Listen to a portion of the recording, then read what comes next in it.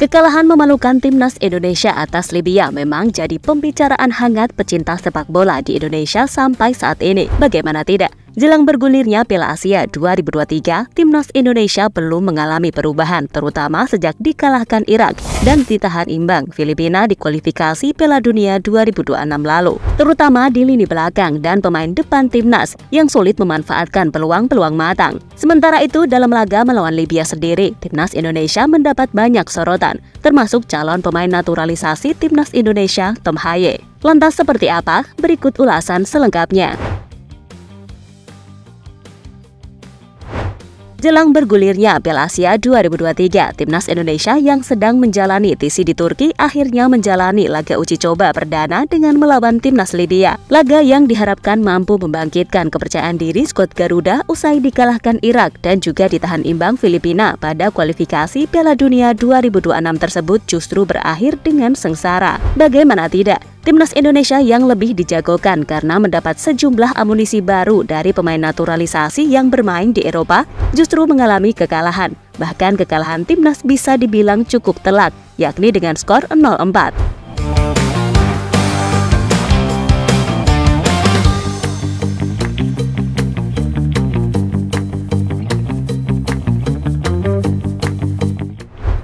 Memang benar, dalam laga yang berlangsung di Titanic Mardan Stadium Antalya Turki tersebut, Sinteyong tak memakai formasi seperti biasanya. Bahkan pelatih asal Korea Selatan itu masih mencoba mengotak-atik strategi guna mendapat yang terbaik. Namun sayang, hasil eksperimen Sinteyong gagal total, bahkan membuat para pemain kebingungan dan alhasil mereka beberapa kali melakukan kesalahan fatal yang berujung terciptanya gol untuk tim lawan. Seperti kita ketahui, keempat gol yang diciptakan oleh Libya malam tadi semua berawal dari kesalahan para pemain timnas sendiri. Namun dari segi permainan, timnas Indonesia sebenarnya nggak kalah dengan Libya. Bahkan pasukan Sinteyong mampu membukukan 218 operan berhasil dari 254 percobaan. Sementara Libya hanya 140 operan dari 180 percobaan. Di paruh kedua, timnas Indonesia masih mendominasi permainan dengan 61% penguasaan bola dan 403 operan berhasil. Namun Libya bermain lebih efektif. Armada Milutin Sredojevic itu merangkum 8 tendangan ke arah gawang, berbanding 4 milik timnas Indonesia. Selain itu, Libya membuat 10 peluang, sedangkan timnas Indonesia hanya 4 kali.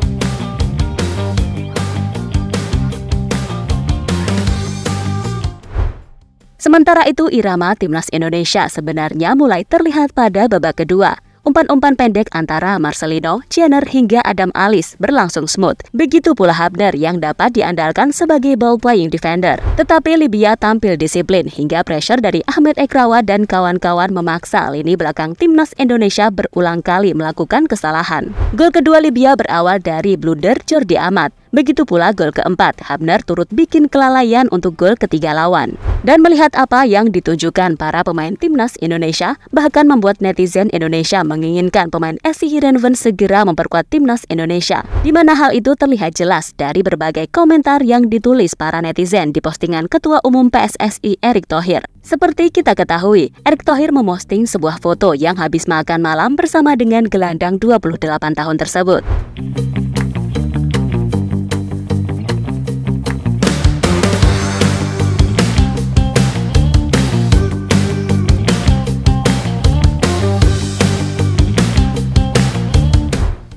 Sementara itu, Tom Haye sendiri saat ini masih mengurus berkas untuk menjalani sumpah WNI. Gelandang yang dijuluki sebagai profesor itu kabarnya akan membela timnas Indonesia setelah Piala Asia 2023 usai. Atau kita harus bersabar untuk menantikan laga debut Tom Haye di babak kualifikasi Piala Dunia 2026 saat bertemu Vietnam dan juga timnas Irak. Di sisi lain, kekalahan ini harus dijadikan sebagai pembelajaran bagi timnas Indonesia. Perlu dilakukan evaluasi yang mendalam tentang masalah yang ada dan upaya yang harus dilakukan untuk memperbaiki performa tim ke depannya. Kesalahan harus diakui dan diperbaiki, lebih keras berlatih serta meningkatkan kerjasama dan komunikasi antar pemain. Penting bagi para pemain dan pelatih timnas Indonesia untuk mempertahankan semangat dan motivasi yang tinggi. Kekalahan bukan akhir dari segalanya, tetapi momen untuk bangkit dan menunjukkan kemampuan sejati timnas Indonesia. Perjalanan timnas Indonesia masih panjang dan kekalahan ini bukan berarti akhir dari segalanya.